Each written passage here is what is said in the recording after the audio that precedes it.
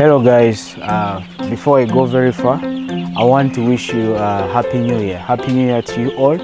This is my first video that I've made in 2025 that I'm going to be a visual or on the camera myself. So I think you had the best year of 2024 and Happy New Year 2025. So in today's video, I am majorly going to give you what we call the different types of record keeping in poultry farming. If you're doing poultry farming as a business, or if you're doing commercial poultry farming, what are the record keepings or the records that you're supposed to be having on your farm, and how do you draft these records on your farm? You know, records help us to know if we are either making profits or if we are making losses on our farms. A very eligible farmer is supposed to have all these records that I'm going to be talking about in this one simple video. So my name is Skills of Skills Organic Poultry Farm. Here at Skills Organic Poultry Farm, I give tips and tricks on poultry farming in general. I also train and teach farmers about poultry farming. Right now, I am brooding and I'm preparing my birds for maybe Easter or Eid. I do sell one-day chicks and also 1 month chicks. So that's what I do on my farm. So what exactly are the records that you're supposed to be keeping at your poultry farm?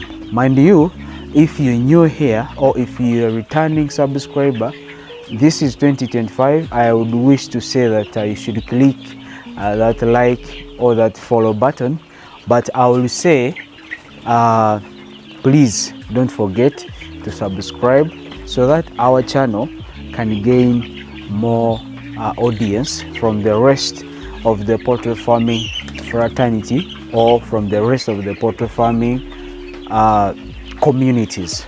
So the record keeping number one is the inventory of your farm. Now, inventory of your farm helps you track the purchases of one-day chicks that you have brought on your farm. It could be 100 or 200, and also helps you to track the breed, exact breed that you have brought on your farm. So don't forget, on the day they arrive, to start with the record keeping. It can be manually, it can be using your computer, or it can be using any method, but regardless, you must start record keeping on the day that you get your flocks and arrive at the farm.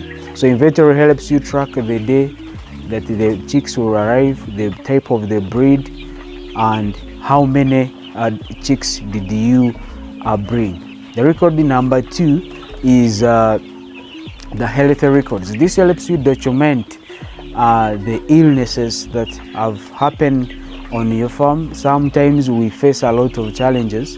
For example, there might be an outbreak of a Newcastle or Gumboro at your farm. You need to track it. You need to record it down. You also need to record the vaccination of your birds from day one up to the day they are slaughtered.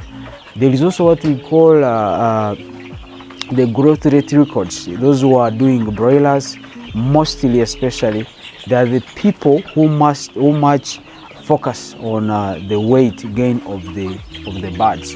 So if you're into broilers, also any other type of the farm, I mean on the other any other type of the birds that you're keeping, maybe you're keeping broilers, you also need to know at what rate are your birds growing. Are they gaining weight or not?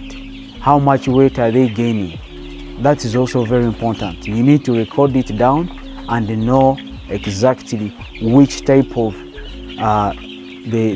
how are my birds growing in terms of weight gain. The another record is the feed consumption. Now, feed consumption is majorly on the amount of the food that you give to your chicks or to your birds.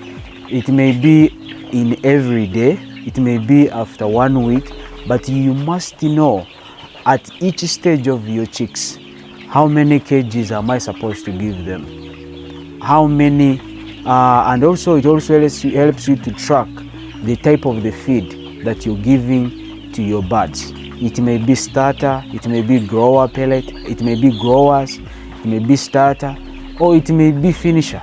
It depends on the type of the birds that you have and its purpose. So the feed consumption records is also very crucial when it comes to record keeping. Another record keeping type is the illnesses on the farm. You also need to track that. I have already talked about the outbreak of the diseases and all that comes within it. Another record is the sales and incomes of the farm. You need to know how much money that you have spent on purchases, on the feeders, the drinkers, on the structure. You need to record all this and document them so that it helps you when you reach at the time of selling these birds, because you'll have to get all the expenses and the purchases or the sales and incomes of your poultry farm together to know if you would sell off your first flock or your first batch of the birds, how much do I need to sell each bird, depending on the purchases that you made and the sales that you're going to make. So basically, those are few of the records that you need at your poultry farm if you want to do poultry as a business, or if you want to do poultry at a commercial level. Poultry as a commercial level starts from a person who's rearing 100 birds and above. But if you're doing a household or for consumption, you literally don't need to keep all much records. But if you're a serious farmer, you must be eligible to have these records that I have talked about. So the next time I'll be illustrating how I keep my records, giving you the hits and how I literally do the record keeping myself. But today I wanted to give you how or when or how can you keep these records on your farm. So thank you so much for watching. May God bless you, and thank you so much for giving me all your time. Thank you so much. May God bless you.